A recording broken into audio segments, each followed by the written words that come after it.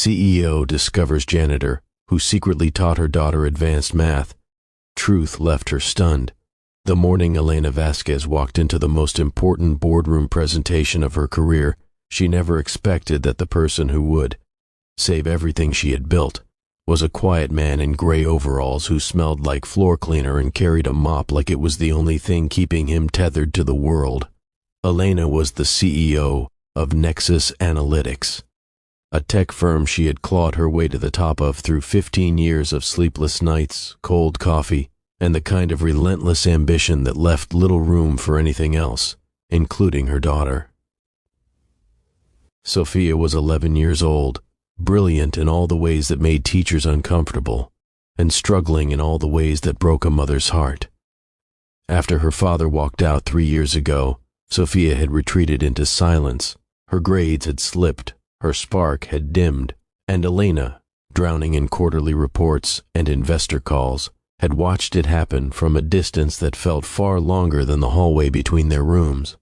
If you believe in kindness, second chances, and the quiet heroes who change lives without asking for anything in return, please like this video, drop a comment below, share it with someone who needs to hear this story, and subscribe to Kindness Corner so you never miss a moment like this one.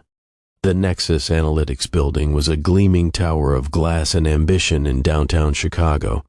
On the 32nd floor, executives made decisions worth millions.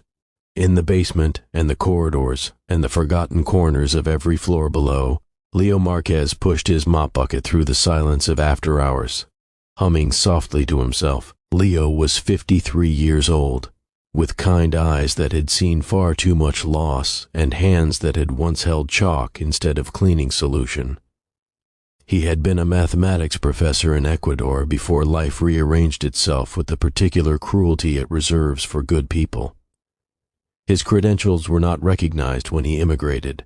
His applications were rejected without ceremony, and so he cleaned floors and paid rent and sent money home to his elderly mother, carrying his entire former life folded inside his chest like a letter he had written but never been allowed to send.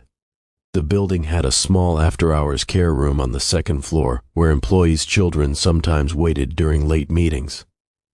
Elena's assistant, Maria, often brought Sophia there on the nights Elena's schedule ran long, which was most nights. It was in that room, 6 months before the morning that would change everything, that Leo first noticed the little girl sitting alone at a table covered in crumpled math worksheets, her face a portrait of quiet defeat.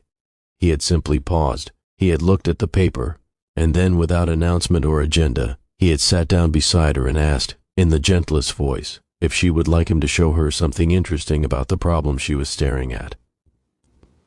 Sophia, who had stopped trusting easily, looked at him for a long moment. Then she slid the worksheet toward him. That was the beginning. What happened in the weeks and months that followed was not planned by anyone or approved by any curriculum committee. Leo began arriving to his shift 30 minutes early. Sophia began asking Maria if they could please go to the second-floor room instead of waiting in the lobby. The two of them built a world in that small space between his mopping hours and her mother's board meetings. A world made entirely of numbers, patterns, and the particular joy of a mind discovering it is capable of more than it believed. Leo taught her calculus concepts through the geometry of snowflakes. He explained algebraic structures using the rhythm of music. He drew graphs on napkins and turned abstract theorems into stories about rivers and bridges and the way stars move across the sky. Sophia did not just learn mathematics. She remembered what it felt like to be alive inside her own curiosity. Elena knew her daughter was improving. The school had called twice to express astonishment. Sophia had placed second in a regional mathematics competition that drew students 4 years older than her, but whenever Elena asked how she was doing it, how she had suddenly bloomed this way, Sophia only smiled and said she had a good teacher. Elena assumed she had finally connected with her school tutor. She was too busy to ask more questions. That was the particular guilt she carried everywhere and never put down. The morning of the boardroom presentation, Elena arrived at the building to find the lobby in quiet chaos. Her head of technology had sent an emergency message. There was a critical error in the data modeling for the presentation, something that would unravel the entire pitch if not corrected in the next 40 minutes. Her lead analyst was stuck in traffic. Her backup had no idea where the fault was buried. Elena stood in the middle of her own building, feeling the floor tilt beneath her feet, thinking about everything she had sacrificed to build this company and how it might dissolve in a single humiliating morning. It was her daughter who found her. Sophia had come with Maria that morning because of a school holiday, and she had been sitting in the second-floor room when she heard her mother's voice, tight with panic, in the hallway. She came out.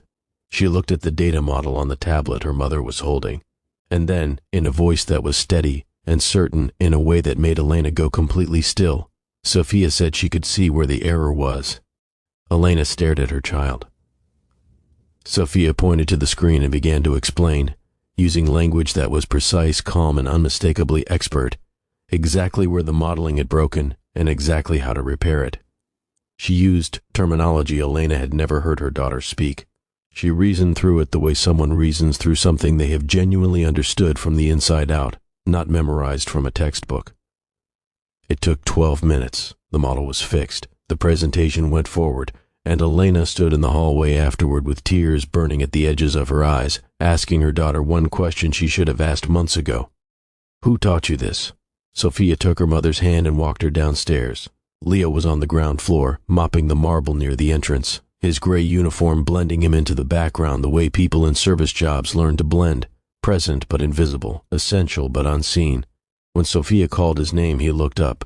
When Elena saw the way her daughter's entire face transformed in that moment, the way Sophia ran to him and the way he opened his arms like someone who had always known she was worth the time, Elena felt something crack open in her chest that she had not known was sealed.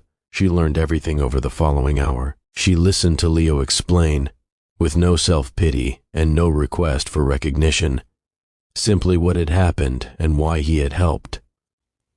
He said only that Sophia reminded him of his students back home, and that mathematics was too beautiful to let a child give up on it, because no one had shown them the right door. Elena stood in the lobby of her own company and understood that while she had been building her empire, this man with a mop and a genius she had never bothered to see had been quietly putting her daughter back together. If this story touched something in your heart, if you felt it the way these things are meant to be felt, please like this video. Leave a comment telling us about someone who changed your life without ever asking for anything in return, and share this with someone who needs to be reminded that kindness lives in unexpected places. Elena did not offer Leo a better job because she felt guilty. She offered it because she recognized, with the clarity that sometimes only arrives after a long detour, that talent and worth have never once cared about the uniform a person wears. Leo became the lead educator for Nexus Analytics' new youth STEM outreach program, a program Elena funded personally and named after no one famous. She named it Sophia's Door because some openings, once someone is kind enough to show them to you, change everything that comes after. And the most stunning truths are almost always the ones that were standing right in front of us, waiting patiently in the hallway, holding a mop. Before you go, tell us in the comments, have you ever been helped by someone the world had decided didn't matter? We want to hear your story.